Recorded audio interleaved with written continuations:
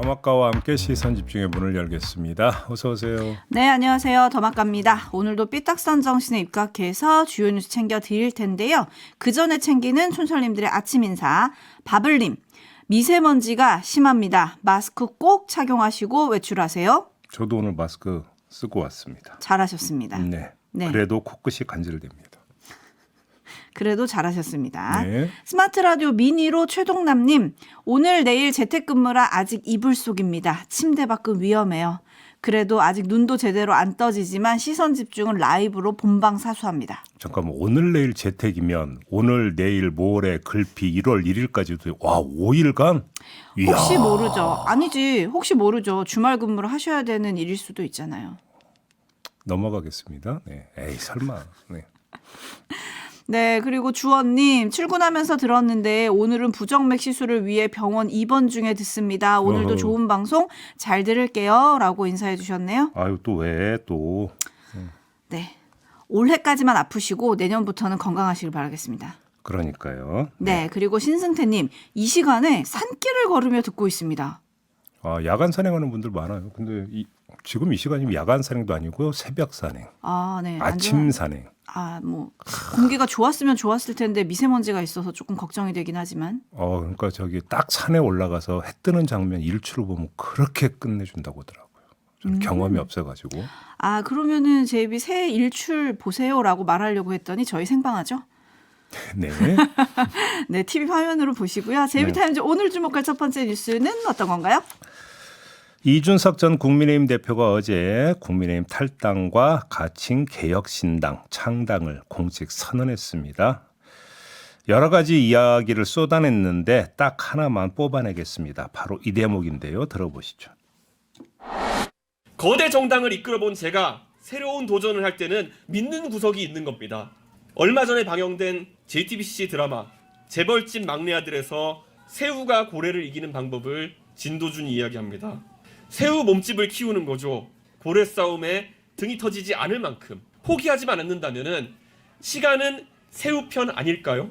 서로 물어뜯기밖에 못하는 고래 두 마리가 싸우는 동안 담담하게 많은 시민들의 희망을 머금고 미래를 그리면서 여러분이 모아주시는 십시일반의 밥을 많이 먹고 크겠습니다. 바로 신당의 생존 전략, 발전 전략으로 새우 몸집 키우기 이걸 내세운 건가요? 그렇습니다. 그런데 새우가 몸집을 키울 수 있는 가장 손쉬운 그리고 첫 번째 비결이 뭐겠습니까? 뭐예요? 뭐일 것 같아요? 잘 먹기? 굽은 허리를 펴는 겁니다. 아, 그럼 일단 신장이 커집니다. 그러네요. 바로 커지겠네요. 뭘 어렵게 생각합니까? 음흠. 따라서 몸집 키우기를 하기 위해서는 먼저 진단을 해야 되는 거죠. 이 굽은 허리. 그렇죠? 네. 원래는 꼿꼿이 섰었는데 허리가 모진 세파에 시달리다가 구부러진 건지 아니면 애당초 굽어 있었던 건지 이걸 갈라야 되는 거 아닙니까? 진단을 해야 처방이 나오는 거니까. 너무 그렇죠? 보니- 쉽지 않습니까? 듣고 보니 그럴듯도 하네요. 그럴 듯도 하다뇨. 그런 거죠. 네. 자, 이걸 좀 더 풀어서 말씀을 드릴게요. 네네. 자, 이준석 전 대표가 어제 기자들과의 문답에서 신당의 정체성을 보수 개혁 정당이라고 이야기를 하더라고요. 들으셨죠? 네. 자, 이 규정에 입각해서 과거를 한번 되돌아봅시다. 보수 개혁을 부르짖는 신당은 이번이 처음이 아닙니다. 그렇죠. 바른정당에서 새로운 보수당으로 이어지는 일련의 흐름, 과정이 있었습니다. 이준석 전 대표도 바로 이 정당에 몸을 담았었고요.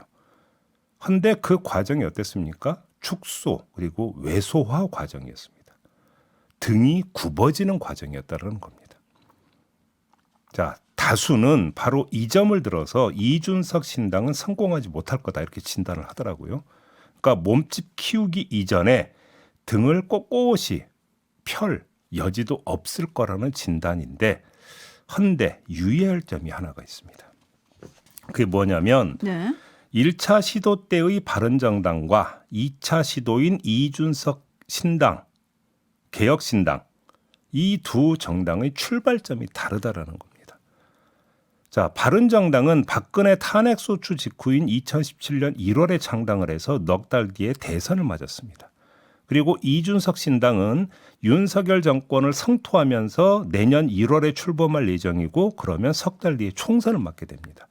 여기까지만 놓고 보면 상당히 유사합니다.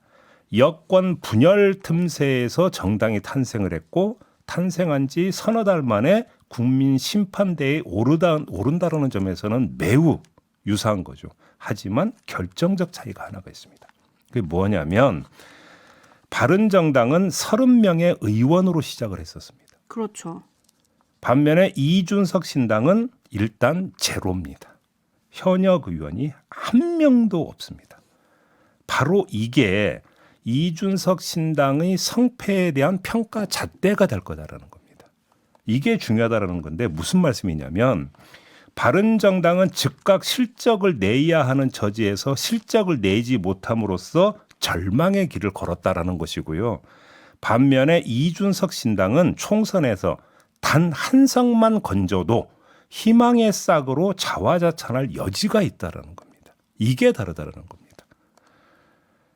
바른정당엔 시간이 없었지만 이준석 신당엔 시간이 있다는 겁니다. 앞서 들으신 이준석 전 대표의 탈당 기자회견에서 저는 믿는 구석이 있습니다. 이렇게 이야기를 하지 않습니까? 네. 믿는 구석이 뭔지 아십니까? 한마디로 정리하면 의석수 제로. 어허. 이게 믿는 구석이라는 겁니다. 아하. 그러면 한 석이 되든 두 석이 되든 그건 진전이고 발전입니까? 퇴보입니까? 그렇게 따지면 발전이죠. 그러면 허리가 조금 펴지는 거 아니겠습니까? 뭐 어렵게 생각합니까? 제2의 신선한 해석이네요. 많은 언론들이 이준석의 쓸쓸한 탈당, 외로운 탈당 막 이런 것만 조명을 했는데 네. 이걸 오히려 역으로 생각하면 그게 바로 무기가 될 수 있다. 시간이 될 수 있다. 이런 얘기잖아요. 예, 그렇습니다. 그리고 하나 더 짧게 짚어볼까요? 이준석 전 대표는 그 시간 동안 어떻게 그 시간을 써야 할지 예측해 볼 수 있는 단서가 하나가 있습니다. 아, 단서가 어제 있었습니까? 어제 한동훈 국민의힘 비대위원장과 기자들 간의 문답이 있었습니다. 비대위와 당직 인선에 이른바 7, 8, 9세대 교체론이 적용되느냐. 그러면서 세대 포위론, 그러니까 이준석 대표가 국민의힘에 있을 때 세대 포위론에 대해서 어떻게 생각을 하느냐. 이거에 대해서 기자들이 질문하니까 한동훈 비대위원장이 대답하는 게 있거든요. 한번 들어보시죠. 생물학적 나이를 기준으로 한 세대 포위론이나 세대 교체론이라는 말은 그렇게 신뢰하지는 않습니다. 정치를 바꿔나가야 하는 것은 맞습니다만 세대 포위론이나 어떤 세대를 나이를 기준으로 갈라치기 하는 것은 누군가에게는 정략적인 이익을 가져다 줄 수 있을지 모르겠습니다만 세상에는 해로울 수 있다고 생각합니다. 자, 요렇게 일축했습니다. 한동훈 비대위원장은. 근데 기자들은 가만히 있지 않았습니다. 어떻게 했습니까? 그리고 나서 이준석 전 대표의 탈당 기자회견이 있는데 이때 이준석 전 대표에게 다시 세대 포위론을 물어봤습니다. 이준석 전 대표는 세대 포위론이 맞다고 거듭 주장을 했습니다. 뭐가 전개가 됐습니까? 핑퐁이 전개가 됐습니다. 네. 한동훈과 이준석 간의 핑퐁. 그 가운데 기자, 언론이 있었습니다. 여기서 건져 올려야 되는 포인트가 있는데요. 세대 포위론에 대한 전혀 상반된 두 사람의 견해. 여기서 누구 말이 맞느냐? 이게 아닙니다. 그럼 뭡니까?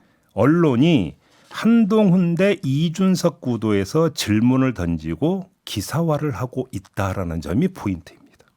이런 양상은 앞으로 더 두드러지게 나타날 가능성이 매우 높습니다. 왜냐하면 이준석 전 대표, 이준석 신당의 입장에서는 계속 윤석열 대통령 때리기, 윤석열 정권 때리기를 시도할 게 거의 100이라고 친다면 99.9%이기 때문에 그러면 기자들은 그걸 받아서 또 한동훈 비대위원장한테 가서 그거에 대한 입장을 물어보지 않겠습니까? 어제 전개됐던 핑퐁 양상이 앞으로도 계속 반복적으로 나타날 공산이 있다는 겁니다. 이러면 어떻게 되는 겁니까? 그게 묻어가는 것이든 얹어가는 것이든 무엇이 되든지 간에 이준석 전 대표는 한동훈 비대위원장을 끌어들이면서 자신의 존재감을 계속 어필하려고 시도를 할 거라고 하는 것이고 그게 클릭 수가 보장이 된다면 언론은 계속 쓸 거라는 것입니다. 물론 여기서 보수 언론이 이런 게 별로 도움이 안 된다고 해서 아주 의도적으로 그리고 전략적으로 이준석 요인을 아예 무시해서 기사화하지 않을 가능성도 물론 배제는 할 수는 없습니다만 일반적으로 봤을 때는 이렇게 된다면 이준석 그리고 이준석 신당이 묻힐 가능성은 별로 없다. 그러면 여기서 계속 이준석 전 대표나 이준석 신당은 일종의 정치적 게릴라전을 펴면서 시간을 향유할 가능성이 있다. 요 점도 함께 봐야 된다는 겁니다. 그래서일까요? 어제 이준석 대표가 한동훈 비대위원장과 본인의 관계를 경쟁자라고 정리를 했습니다. 네. 그러면서 나 말고 대통령과 차별화해라 이런 말도 했는데 좀 듣고 보니까 이렇게 되면 일종의 적대적 공생관계 뭐 이런 얘기 많이 하잖아요. 그래서 당분간은 이렇게 되는 건가요? 그렇죠. 그래서 어제 한동훈이 뜨면 이준석이 죽고 이준석이 뜨면 한동훈이 죽는다라는 이야기를 했는데 뜨거워지는 것은 일단 둘이 맞붙는 과정이 계속 반복되는 것을 전제로 하는 거 아니겠습니까? 그 양상은 계속될 것이다 이런 말씀입니다. 네, 춘철님들의 반응 전해드리겠습니다. 이준석 전 대표가 두 고래가 싸우는 동안 잘 먹고 많이 먹고 크겠다라고 했잖아요. 네. 3186님, 밥을 어떻게 먹는가가 중요할 것 같습니다. 남의 밥을 뺏어 먹느냐 아니면 스스로 해 먹느냐. 제가 조금 전에 말씀드린 핑퐁 자체가 밥 먹는 거라니까요. 용골님, 요즘 정치인들은 자기들이 착각한다는 걸 모르는 게 문제인데. 이거는 뭐 여당과 이준석 신당 양쪽에 다 하시는 말씀인 것 같고요. 그다음에 죽봉님은 새우가 몸집을 키워서 총선 후에 고래 품에 안기겠지요. 뭐 그럴 가능성도 배제할 수 없죠. 특히 대선 국면에서는 뭐 그 가능성을 아예 그러니까 닫아놓을 수는 없죠. 일단 어제 이준석 전 대표 말로는 총선에서 연대는 없다 뭐 이런 얘기는 하긴 했죠. 그렇습니다. CK 정님은 한동훈 비대위원장은 모비딕을 얘기했는데 이준석 전 대표는 새우를 얘기했어요. 이것도 차별한가요? 그러고 보니 고래와 새우네요. 그러네요. 네. 그리고 박상훈님 아마 이 댓글은 JB가 웃을 것 같은데요. 좋아서 웃을 것 같은데 읽어드리겠습니다. 새우랑 고래가 싸우면 새우가 이긴다고 하네요. 왜일까요? 맞춰보세요. 그런데요. 새우는 깡이 있고 고래는 밥이라서요. 제가 그 얘기도 오늘 사실 하려고 했는데요. 특정 상표 노출에 해당이 될까 봐 못했습니다. PD님이 올려주신 걸로 봐서는 이 정도는 괜찮나 봅니다. 네, 넘어가겠습니다. 안 웃으시네요. 알겠습니다. 뉴스와 분석이 함께하는 제이비타임즈 다음 주목할 뉴스는요. 오디오로 먼저 만나보시죠. 이재명 대표의 대장동 의혹은 민주당 대선 후보 경선이 한창이던 2021년 8월 언론 보도를 통해 처음 알려졌습니다. 이낙연 전 대표의 최측근인 남평호 전 국무총리실 민정실장은 최초 제보자가 자신이라고 공개했습니다. 이재명 후보 측에서 이낙연 후보 측이 네거티브를 한다고 공세를 강화하던 터라 저는 이낙연 후보에게 보고하지 않은 채 언론에 제보하기로 마음먹었습니다. 제보 당시엔 보고하지 않았다면서도 제보 사실을 알리겠다는 말엔 이낙연 전 대표도 동의했다고 말했습니다. 제가 제보를 한 당사자고 이 사실대로 밝히겠다 이렇게 했더니 사실대로 밝히라고 얘기하셨습니다. 네. 당과 헤어질 결심을 한 건 아니라고 했지만 당내에선 신당 창당을 준비 중인 이낙연 전 대표의 의중이 실렸다는 분석이 나옵니다. 네, 이러면 이낙연 전 대표와 이재명 대표의 관계는 어떻게 되는 건가요? 뭐 지금 제가 공개하겠습니다 했더니 공개하라고 했다는 거잖아요. 그거는 이낙연 전 대표가 그 후에 불어닥칠 상황이 뭔지를 몰라서 오케이 했겠습니까? 알기 때문에 오케이 했다고 봐야 되는 거죠. 그러니까 완전히 갈라서는 것까지 염두에 뒀다. 뭐 다수가 다 이렇게 이제 분석을 하는데 저도 똑같이 뭐 그렇게밖에는 분석을 할 수가 없는 것이죠. 이건 뭐 당연지사인 것 같고요. 짚을 점은 이겁니다. 대선 후보를 뽑는 경선 과정에서 이낙연 후보가 경쟁자인 이재명 후보를 공개적으로 비판하고 의혹을 제기할 수 있다고 봅니다. 저는. 그다음에 남평호 전 실장 같은 경우도 이낙연 캠프에서 종합상황실장을 지내고 있었다라는 거 아니겠습니까? 따라서 그럼 본인이 공개적으로 기자회견을 하거나 해서 의혹을 제기할 수도 있다고 생각을 합니다. 후보 검증 차원에서. 다만 그거는 어떻게 이루어져야 되는 겁니까? 공개적으로 당당하게 이루어져야 되는 것이죠. 근데 지금 핵심 쟁점은 뒤에서 언론 플레이를 했다라는 점입니다. 이게 지금 점검이 돼야 되는 건데 이걸 과연 페어플레이로 볼 수 있는 것이냐. 이게 쟁점 아니겠습니까? 이건 반칙 또는 변칙으로 간주할 가능성이 높습니다. 특히 이재명 대표 지지층 입장에서는 당연히 그렇게 규정을 할 거라는 것입니다. 결국은 이게 이낙연 전 대표에게 부메랑으로 돌아올 가능성이 있다는 겁니다. 이낙연 전 대표가 이재명 대표를 공격하는 주된 논거가 뭡니까? 바로 당내 민주주의 붕괴입니다. 그런데 민주주의는 공개된 공론회장에서 펼쳐지는 것이지 어두운 음지에서 펼쳐지는 것은 아니다. 이렇게 바로 역공에 직면하게 될 가능성이 높다. 여기까지만 말씀을 드리겠습니다. 권광윤님이 이제 와서 무슨 소용 해주셨는데 어쨌든 민주당에는 더 파고가 생긴 게 아닌가 싶긴 합니다. 오늘 이재명 대표와 정세균 전 총리가 만나는데 네. 또 여기서 어떤 파장이 일지 또 어떻게 봉합이 될지 뭐 이런 것도 좀 시선 집중하겠습니다. 다음 주목할 뉴스는요. 어제 오후부터 이제 이 소식이 계속 쏟아지고 있는데요. 태영건설이 이르면 오늘 워크아웃을 신청할 거다라는 지금 보도가 계속 나오고 있습니다. 네. 일단 워크아웃이 뭐냐? 기업이 자력으로 빚을 갚는 것이 불가능할 때 채권단 협의로 부채 상환을 유예하거나 일부 빚을 탕감해 주면서 기업 도산을 막는 절차인데요. 그만큼 지금 태영의 상황이 안 좋다라는 건데 PF 때문이라고 그런 거거든요. 지금 한국투자증권이 발간한 보고서를 보면 태영건설이 보증한 PF 대출 잔액이 지난 3분기 말 기준으로 4조 4,100억 원에 이른다고 합니다. 여기에다가 우발 채무가 약 1조 2,565억 정도. 이게 이제 문제라는 건데 이 정도로 지금 추산이 된다는 건데요. 우발 채무는 말 그대로 우발적인 채무. 언제 어디서 어떤 규모로 채무가 될지를 알 수 없는. 그래 보통 통상 부동산 PF와 관련해서 건설사가 시행사의 대출을 지급 보증한 경우를 의미하는데 그래서 시행사가 이제 그 뭐 분양 이런 걸 들어갔는데 여기서 펑크가 나거나 경기가 안 좋아서 분양이 잘 안 되거나 여러 가지 문제가 발생할 수 있는 거 아니겠습니까? 그래서 나 못 갚아 해버리면 어떻게 되는 겁니까? 대출 보증해 준 데에서 갚아야 되는 건데 그렇게 지금 이런 건 이제 통상 우발 채무라고 부르는데 그 규모가 1조 원이 넘는다라는 것입니다. 지금 이게 문제라는 것인데 자 그러면 이게 태영건설이라고 하는 건설사 한 곳에 국한되는 것이냐 그게 아니라는데 지금 더 큰 문제가 있는 거죠. 지금 그게 아니라는 거죠. 지금 한국경제의 뇌관으로 뭐 다수의 전문가가 계속 이야기를 해왔던 게 뭐냐면 바로 PF였었거든요. 네. 이게 지금 본격화된다라는 건데 올해 8월 말 기준 건설사 부동산 PF 우발 채무가 22조 8천억이라고 합니다.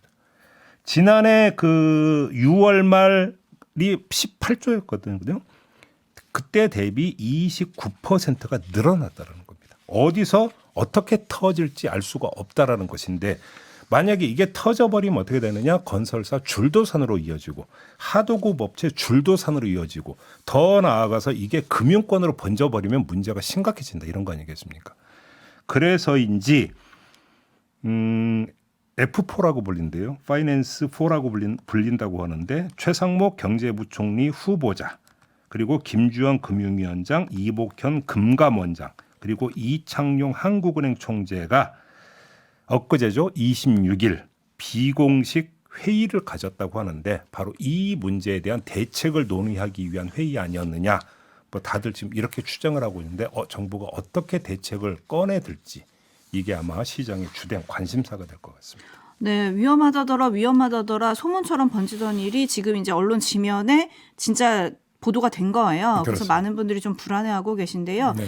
또 한편으로는 태영하면 또 언론사가 떠오르잖아요. SBS. 네. 그래서 박성근님, 조원님 등 많은 분들이 그럼 SBS는 어떻게 되는 건가요? 그런데 지금 또 태영 걱정을 입장에서는 해주시네요. 몇 달 안에 계속 돌려야 되는 급전이 필요한데 SBS 매각을 지금 아마 이제 그 질문 주시는 것 같은데 거기 또 절차와 시간이 있거든요. 아마 바로 어떤 직효가 될 수는 없을 거다 이런 얘기를 할 수 있을 것 같습니다. 마무리하겠습니다. 더마카 수고하셨습니다. 고맙습니다.